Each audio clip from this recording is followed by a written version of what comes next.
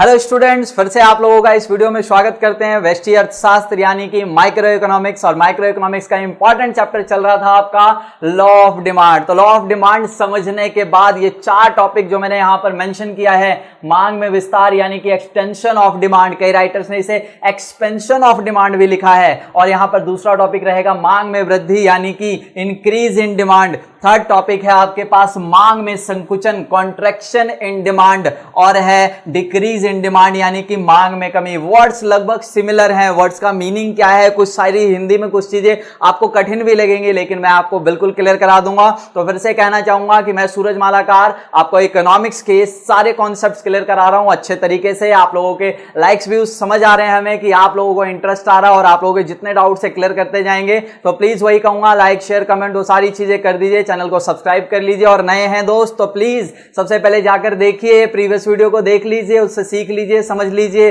ताकि ये टॉपिक आपको और अच्छे से नॉलेज मिले। नहीं तो फिर आप कहेंगे सूरज मालाकर सर थोड़ा सा समझ नहीं आया। तो इसको कंप्लीट करना है आपको सबसे पहले प्रीवियस वीडियो जो आपको डिस्क्रिप्शन लिंक में मिल जाएंगे, राइट, वहां पर सारे लिंक्स अवेलेबल हैं। आइए तो फिर चलते हैं हम इस टॉपिक पे। जो चार टॉपिक है कवर करना उसे बहुत ही आसान होगा। देखिए मैं सबसे पहले क्लियर कर रहा हूं मांग में विस्तार और मांग में वृद्धि, इन दोनों को आसानी से समझ लेते हैं हम, दोनों में क्या फर्क है। देखिए डायग्राम से भी आपको मैं बताऊंगा, पेपर में जो कर्व है वो भी आता है, और इसके अलावा डेफिनेशन, कॉन्सेप्ट और सारी बातें आपको समझनी होती है। यहां पर देखिएगा क्या फर्क है, बहुत ही आसानी से समझ आएगा। रियल लाइफ में मार्केट में आप जब भी जाएंगे तो ये कॉन्सेप्ट सारे यूज होते हैं। सर यहां पर क्या लेना है आपको, वाई एक्सिस पे क्या लेना है सर, कीमत यानी कि प्राइस। देखिए यहां पर मैंने लिख दिया है कीमत यानी कि प्राइस। तो सर सिंपल सी बात है, हमेशा वाई एक्सिस पे इस चैप्टर में क्या लेना है आपको, प्राइस, और एक्स एक्सिस पे क्या लेना है सर, मात्रा यानी कि क्वांटिटी, डिमांड वाली क्वांटिटी, है ना। देखिए ये वही डायग्राम है, सेम सिंपल वही सारी चीजें हैं। समझिएगा ध्यान से इस टॉपिक में क्या है ऐसा, क्या डिफरेंट है। देखिए सबसे पहले वर्ड क्लियर करता हूं मैं आपको, मांग में विस्तार। विस्तार का मतलब क्या होता है, विस्तार का मतलब होता है बढ़ना, किसी चीज का इंक्रीज होना, बढ़ना। लेकिन वर्ड इंक्रीज मैं यहां पर यूज नहीं करूंगा, क्या यूज करूंगा यहां पर, राइज यानी कि बढ़ना। राइज का मतलब क्या होता है, बढ़ना। देखिए ध्यान से नीचे वही है, मांग में वृद्धि यानी कि इंक्रीज इन डिमांड। सर इसका भी तो मतलब वही है, साफ साफ लिखा हुआ है इंक्रीज इन डिमांड यानी कि मांग का बढ़ना। सर मांग यहां भी बढ़ रही है, मांग यहां भी बढ़ रही है। सर मांग दोनों ही जगह बढ़ेगी, तो आइए दोनों जगह मांग बढ़ाते हैं, लेकिन दोनों में क्या डिफरेंस है ये आपको डायग्राम क्लियर करेगा, उसके बाद मैं क्लियर करूंगा, यानी कि सूरज मालाकार जी भी आपको क्लियर करेंगे। देखिए यहां पर किस तरीके से समझा रहा हूं मैं आपको, ध्यान से समझिएगा। ये है कोई ओपी प्राइस, कोई भी प्रोडक्ट है, फॉर एग्जांपल प्रोडक्ट एक्स है, वाई है, जो भी है, राइट। तो देखिए यहां पर जो है ओपी कोई प्राइस है, यानी कि मान लीजिए 10 रुपए, 20 रुपए, 5 रुपए, जो भी प्राइस है, और ये डिमांड है ओक्यू, यानी कि मान लीजिए 5 यूनिट, 10 यूनिट, जो भी डिमांड है, इस कीमत पर, ओपी कीमत पर इतनी डिमांड है, राइट। अब देखिए क्या किया मार्केट में, क्या हुआ कि प्राइस डाउन हो गया। ये देखिए प्राइस डाउन होकर कितना हो गया, OP1, बोले तो आप मान के चलिए 10 रुपए प्राइस था, अब 5 रुपए प्राइस हो गया, प्राइस घटकर OP1 हो गया। आपने पढ़ा था सर चैप्टर के स्टार्टिंग में ही, अगर प्राइस डाउन होगी वस्तुओं की, प्राइस घटेगी तो सर क्या होने वाला है, डिमांड बढ़ जाएगी। ऐसा ही होता है ना, प्राइस कम होती है तो डिमांड बढ़ जाता है। तो देखिए मैंने इस डिमांड को बढ़ा दिया, मैंने अपनी तरफ से कोई डायग्राम नहीं बनाया, ये डायग्राम लॉ के अकॉर्डिंग बना है, लॉ ऑफ डिमांड के अकॉर्डिंग बनाया है। देखिए यहां पर ये आपको पता है, ये आपका डीडी कर्व बनेगा, left to right downward slope, यानी कि बाएं से दाएं, नीचे की ओर ढालू, ये आपका क्या है, मांग वक्र है सर। और देखिए यहां पर क्या किया था मैंने इस डायग्राम में, प्राइस को मैंने डाउन किया, प्राइस को डाउन करने से क्या हुआ, यहां पर जो डिमांड है आपकी, क्वांटिटी डिमांडेड, वो इंक्रीज हो गई। मान लीजिए पहले 10 यूनिट की डिमांड थी, अब कितनी हो गई, 20 यूनिट, मान लीजिए 18, 17, जो भी है, इंक्रीज तो हो गई है सर, राइट। आइए दूसरे डायग्राम में क्या है ऐसा, यानी कि मांग में वृद्धि, इंक्रीज इन डिमांड में ऐसा क्या होने वाला, जरा ध्यान से देखिएगा। ये है इनिशियल प्राइस, यानी कि OQ, कोई प्राइस थी प्रोडक्ट की, वैसे 10 रुपए, 5 रुपए, कुछ भी मान लीजिए, और ये है इनिशियल इनकी क्वांटिटी डिमांडेड OQ, इतनी डिमांड हुआ करती थी। हुआ क्या मार्केट में, प्राइस ना ही इंक्रीज हुआ ना ही डिक्रीज हुआ, और अपने आप ही इस प्रोडक्ट की मार्केट में डिमांड इंक्रीज हो गई, बढ़ गई, राइज हो गई। सर ये सिचुएशन किस में दिखाया मैंने, इंक्रीज इन डिमांड में। अब तो समझ आ गया होगा आपको, अरे सर ये तो इतना आसान है, इतना आसान है, ये तो पहले समझ क्यों नहीं आया, क्योंकि आप सूरज मालाकार जी के पास एजुकेटेड है, आप पर वीडियोस में नहीं शामिल हुए थे, इसलिए आपको समझ नहीं आया। आप देखिए आपको सारा समझ आएगा। देखिए तो यहां पर क्या बताया मैंने, ये एक ऐसी सिचुएशन है, एक ऐसी सिचुएशन है, दोनों में क्या हुआ है वो सारी बातें जानेंगे। वो सारा थ्योरेटिकल पार्ट है जो आसानी से समझ आ जाएगा।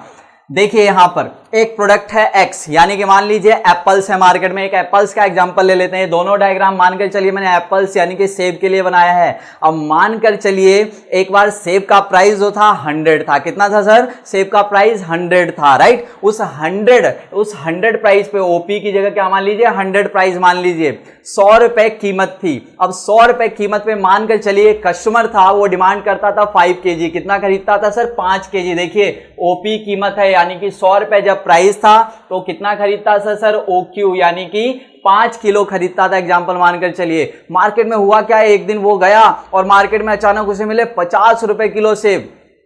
वो बहुत खुश हो गया, यानी कि 50 रुपए किलो सेब हो गया, 100 रुपए किलो से घटकर 50 रुपए हो गया। उसने तुरंत क्वांटिटी बढ़ा दी, क्योंकि हो सकता है उसने कहा इतने सस्ते सेब तो मैं कभी ले ही नहीं जाता था, अब हम थोड़ी ज्यादा क्वांटिटी कंज्यूम कर लेंगे। तो उसने कितना खरीद लिया सर? प्राइस जैसे ही डाउन हुई उसने ज्यादा क्वांटिटी खरीद ली। इस वाली सिचुएशन को आप क्या कहेंगे कि सेब की मांग में क्या हुआ? विस्तार हुआ है। क्या हुआ? सेब की मांग में विस्तार, यानी कि extension of demand for the apples, right. लेकिन उसी सिचुएशन को आइए दूसरे में चलते हैं। दूसरा वही केस है, 100 रुपए एप्पल से कितना था? 100 रुपए किलो सेब। और वो पहले कितना खरीदता था सर? 5 kg। देखिए 100 रुपए प्राइस है, मान लीजिए ओपी प्राइस 100 रुपए है और ये कितना खरीदता था? 5 kg। अब की बार वो मार्केट में तो गया लेकिन प्राइस चेंज नहीं हुए थे, 100 रुपए किलो ही मिल रहा था। अचानक वाइफ का फोन आया। क्या सर? वाइफ का? अब तो तुम्हें पता ही है, वाइफ का ऑर्डर सराखों पर, उसका ऑर्डर तो कोई कैंसिल ही नहीं कर सकता। उसने कहा जी घर पे मेहमान आए हुए हैं, 5 किलो और ले लेना सेब। हुआ क्या? प्राइस तो अभी भी 100 लेकिन डिमांड इंक्रीज हो गई मार्केट में। बात समझ में आ रही है? यहां प्राइस चेंज हुआ प्रोडक्ट का, प्राइस डाउन होने की वजह से क्वांटिटी बढ़ी। लेकिन यहां पर क्या हुआ सर? यहां पर प्राइस उतना ही है, सेम है, कांस्टेंट है, फिर भी डिमांड बढ़ गई। बात समझ में आई? जब प्राइस चेंज होने की वजह से अगर डिमांड चेंज होगा तो सर वो मांग में विस्तार यानी कि एक्सटेंशन ऑफ डिमांड कहलाएगा। और अगर प्राइस बिना चेंज हुए ही क्वांटिटी बढ़ जाए अपने आप, तो उस प्रोडक्ट की डिमांड को जब राइज होगी, बढ़ेगी, तो उसको क्या नाम देंगे? Increase in demand. यही दो टॉपिक है जो आपको समझना था। इसमें प्राइस डाउन होने की वजह से क्वांटिटी बढ़ेगी, यही डेफिनेशन है। और इसमें प्राइस कांस्टेंट रहे, अपने आप क्वांटिटी बढ़ गई, क्योंकि अदर कोई भी रीजन हो सकता है, राइट। अब मैं आपको इसका डेफिनेशन लिख कर दे देता हूं, आपको क्लियर हो जाएगा और भी ज्यादा अच्छे से। तो देखिए ये डेफिनेशन है हमारे पास, यानी कि डेफिनेशन भी उसी के अकॉर्डिंग है। क्या है sir definition? When quantity demanded of any commodity rises. देखिए ये क्वांटिटी डिमांडेड राइज हुई, बढ़ी। When quantity demanded of any commodity rises due to decrease in price of that commodity. देखिए प्राइस डाउन होने की वजह से, कीमत कम होने की वजह से ही क्वांटिटी बढ़ी थी, उसी को क्या कहा जाता है sir? And other things be remain same. अन्य बातें समान रहनी चाहिए। It is called, what is this? Extension of demand. क्या कहा जाता है इसी को? Extension of demand. क्या कहा सर इसमें मैंने? अन्य बातें समान रहनी चाहिए, अदर थिंग्स भी रिमेन सेम। क्यों सर? केवल प्राइस चेंज होने की बात की जा रही है। अगर मार्केट में अदर थिंग चेंज है, एनवायरमेंट सेम है, वही इनकम है कस्टमर का, वही टेस्ट है, सब कुछ वही लेवल है, तो प्राइस अगर कम होगी तो पक्का उसकी डिमांड बढ़ जाएगी, अगर वो गुड्स कैसी है? अच्छे प्रोडक्ट्स हैं, राइट। तो यहां पर मैंने वही डेफिनेशन लिखी है कि when quantity demanded rises, when quantity demanded rises of any commodity, किस वजह से? Due to decrease in price of that commodity and other things भी रिमेन सेम। हिंदी में आप लिखेंगे कीमत घटने की वजह से, कीमत कम होने की वजह से, जब किसी वस्तु की मांग बढ़ जाती है या मांगी गई मात्रा बढ़ जाती है, तो सर उसे क्या कहा जाता है? मांग में विस्तार। और यहां अन्य बातें समान रहनी चाहिए या अन्य बातें समान रहती हैं। क्लियर है? इस बात का ध्यान रखिएगा आप पूरी तरीके से। सेम सिमिलर यहां पर आ जाइए। आपने क्या देखा? यहां प्राइस चेंज नहीं हुआ। When demand of any commodity rises, when demand of any commodity rises, जब किसी वस्तु की मांग बढ़ जाती है, due to change in other things, अन्य बातों में परिवर्तन के कारण जब किसी वस्तु की मांग बढ़ती है, तो सर इसे क्या कहा जाता है? इंक्रीज इन डिमांड, मांग में वृद्धि, और on price of the commodity will remain same, इसकी अपनी वस्तु की अपनी कीमतें क्या होती हैं, समान होती है। देखिए जो डायग्राम में था, जो एक्सप्लेनेंस थी, वही डेफिनेशन बनकर आया।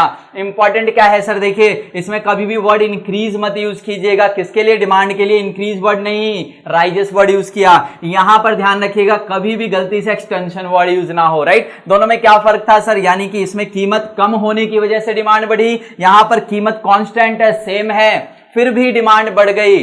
सर क्यों, क्योंकि यहां अदर थिंग्स चेंज हो गए मार्केट में, उसका टेस्ट चेंज हो गया, कोई एनवायरनमेंट चेंज हो गया, कोई अदर थिंग चेंज हो गई, जो भी चीजें हैं उससे हुआ। और यहां पर किसकी वजह से हुआ सर, प्राइस की वजह से। ये टॉपिक क्लियर हो गया। इसी के साथ आइए चलते हैं कॉन्ट्रैक्शन इन डिमांड और डिक्रीज इन डिमांड। अब आपको समझ आ गया हो कि दोनों टॉपिक इसकी तरह ही सिमिलर होंगे। कॉन्ट्रैक्शन इन डिमांड, कॉन्ट्रैक्शन का मतलब ही क्या है, घटना, सिकुड़ना एक तरह से होता है, संकुचन, मांग में संकुचन, कम होना, घटना। सर मांग यहां भी कम होगी।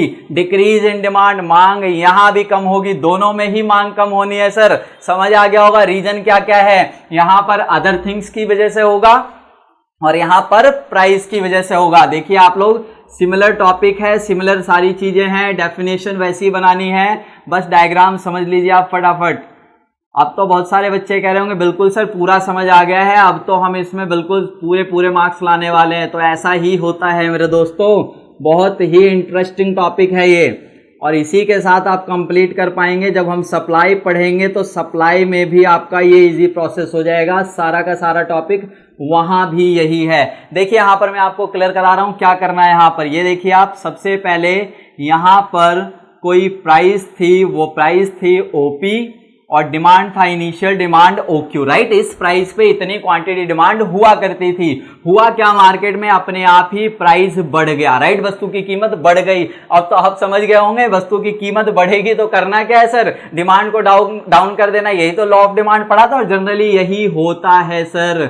हमने कुछ नया नहीं सिखाया आपको और नया नहीं सीखा आपने, फर्क इतना है, ये नॉलेज कभी सोची नहीं जा सकती, इसे मार्केट में एक्सपीरियंस लेकर देखा जाता है या तो किसी से सीखा जाता है। तो ये सीख लिया आप लोगों ने, ये है सर डिमांड कर्व, वही सेम सिमिलर। ये देखिए यहाँ पर क्या किया इस डायग्राम में, मैंने यहाँ पर प्राइस को इंक्रीज कर दिया और क्वांटिटी को डाउन कर दिया, राइट। तो ध्यान रखिएगा, प्राइस इंक्रीज क्वांटिटी डाउन। ये रहा सर, यहाँ से पॉइंट आप दिखा सकते हैं, ये जो एरो दिखाएगा इसको आप ये बता सकते हैं ये क्या दिखा रहा है, कॉन्ट्रैक्शन इन डिमांड, यानी कि मांग में संकुचन। कहां से कहां तक, ये जो एरो है ए से, पॉइंट ए है मान लीजिए, पॉइंट ए से बी तक, यही है एरो जो ऊपर की ओर जा रहा है। क्लियर है। तो ये है सर कॉन्ट्रैक्शन इन डिमांड को दिखाने का तरीका। और आइए यहां पर हम लोग दिखा देते हैं इसके अंदर क्या है। ये है सर पहले इनिशियल कोई प्राइस, वही ओपी प्राइस है, ओपी प्राइस है। इस ओपी प्राइस पे इतनी क्वांटिटी डिमांड हुआ करती थी और ये देखिए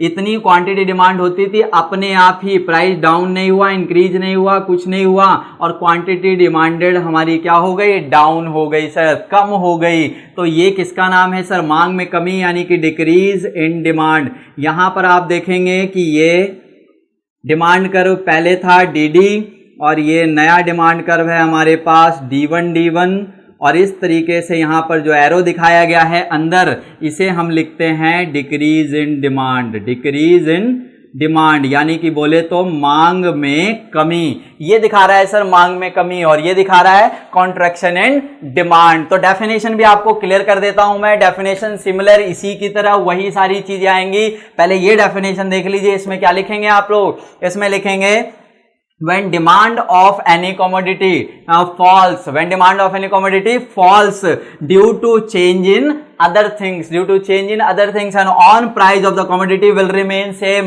it is known as decrease in demand। यानी कि क्या हुआ सर, क्या बताया इसमें, मैंने कहा अन्य बातों में परिवर्तन के कारण, क्योंकि कीमत तो समान है, अन्य बातों में परिवर्तन के कारण जब किसी वस्तु की मांग घट जाती है, जहां पर वस्तु की अपनी कीमतें समान होती हैं, तो उसे क्या कहा जाता है, मांग में कमी कहते हैं। और यहाँ कॉन्ट्रैक्शन इन डिमांड देखिए वही सेम चीज, क्या लिखेंगे, क्या सेम रहता है यहाँ पर, other things will remain same and quantity demanded of any commodity falls, quantity demanded of any commodity falls due to increase in price of that commodity is known as contraction in demand। यानी कि other things constant रहेंगी sir और price increase होने की वजह से demand down हो जाएगी। सेम जो यहां पर मैंने बनाया है वही यहां पर भी लिख लीजिएगा, इसे क्या कहेंगे हम, इंक्रीज इन डिमांड, यानी कि मांग में वृद्धि, यहां से यहां दिखाया गया है, राइट। और यहां पर एरो कहां दिखाएंगे आप, ये रहा सर एरो नीचे की ओर, बाएं से दाएं यानी कि लेफ्ट टू राइट, डाउनवर्ड, यहां पर दिखाएंगे। ये जो एरो है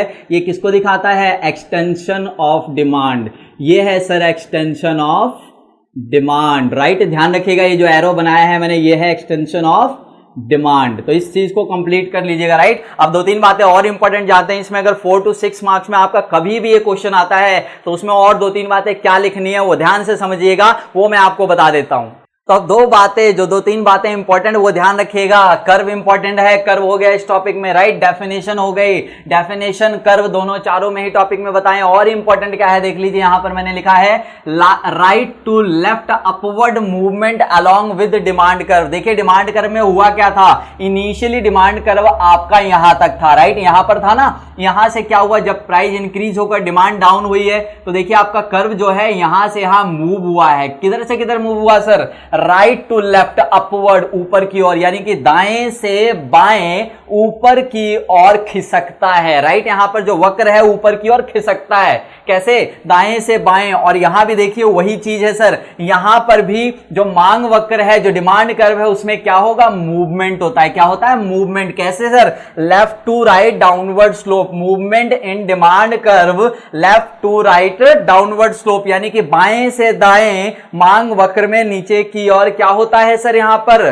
मांग वक्र में क्या होता है सर, चलन होता है। मांग वक्र पर क्या होता है, चलन। किधर से किधर, संचलन। इसे चलन भी लिखते हैं, संचलन भी लिखते हैं, ध्यान रखिएगा, चलन या संचलन, राइट। अगर मैंने गलती से यहां खिसकाव बोला है तो गलत है, खिसकाव नहीं है, क्या है सर, संचलन या चलन। देखिए दोबारा बता देता हूं, यहां पर मांग वक्र में बाएं से दाएं, जरा देखिए, पहले मांग वक्र यहां था, यहां से यहां जाकर क्या हुआ, संचलन, यानी कि साथ साथ चलता गया इस कर्व के, जिसे मैंने लिखा है मूवमेंट।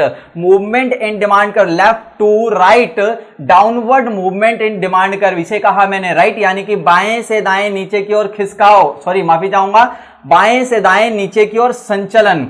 जबकि देखिए इन दोनों में क्या होता है, इन दोनों में हमेशा खिसकाव होगा। मांग वक्र में क्या होगा, शिफ्टिंग होती है, खिसकाव होता है। जरा देखिए इसमें मांग वक्र पहले यहां था dd, और dd से खिसककर कहां चला गया, राइट वर्ड d1। यहां देखिए मांग वक्र dd है, यहां पर लेफ्ट वर्ड खिसककर बाईं ओर खिसक गया, d1 हो गया। लिखा मैंने right to leftward shift in demand curve, यानी कि मांग वक्र में दाएं से बाईं ओर खिसकाव, राइट। और यहां पर क्या लिखेंगे आप, मांग वक्र में दाएं से, माफी चाहूंगा, मांग वक्र में बाएं से दाएं और खिसकाओ, राइट। देखिए पहले dd कर्व था और दाएं और शिफ्ट होकर वो d1 हो गया, यानी कि left to right shiftward, left to rightward shift in demand curve, है ना, left to rightward shift in demand curve ये है। और ये क्या है sir, right to leftward shift, दोनों में शिफ्ट होता है, इन दोनों में मूवमेंट होता है, यानी कि नीचे दोनों में खिसकाव होगा वक्र में, इन दोनों में वक्र में संचलन होगा, हमेशा ध्यान रखिएगा।